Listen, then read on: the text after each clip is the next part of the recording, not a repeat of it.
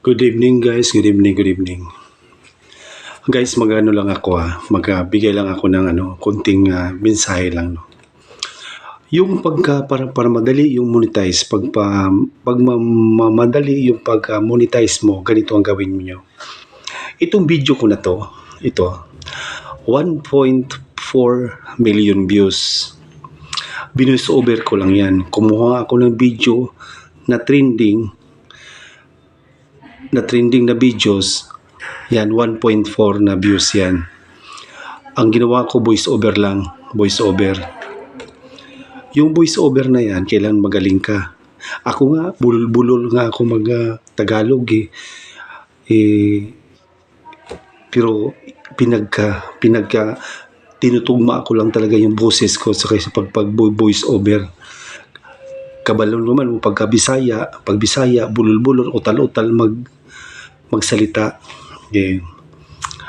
Sa pananalita pa lang, alam na ko na ng Bisaya kasi yung pananalita niya medyo bulol-bulol pa, utal-utal pag magtagalog.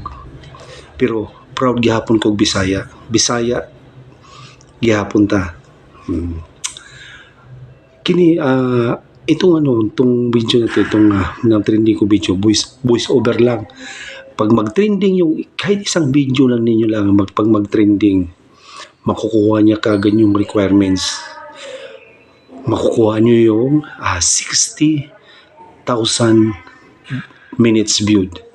At saka yung pag nag-trending na, siyempre marami nang mag-follow sa mga friends mo. O ganun lang guys, paraan lang yan para mapabilis ang pag-monetize sa'yo. Paraan lang yan.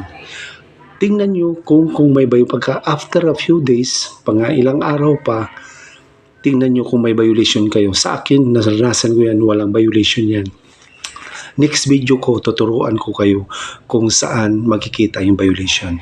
Tapos namin ngayon guys, ngayon naman, kailangan maglagay kayo ng daily checklist niyo. Kagaya niyan sa profile niyo nakalagay diyan your daily checklist. Saan hanapin yan? Pindutin niyo yung tatlong dot. Yan, tatlong dot na yan Pag pindot, pupunta kayo ng professional dashboard. Pag pindot niyo professional dashboard, pupunta din kayo sa professional mode guide. Professional mode guide.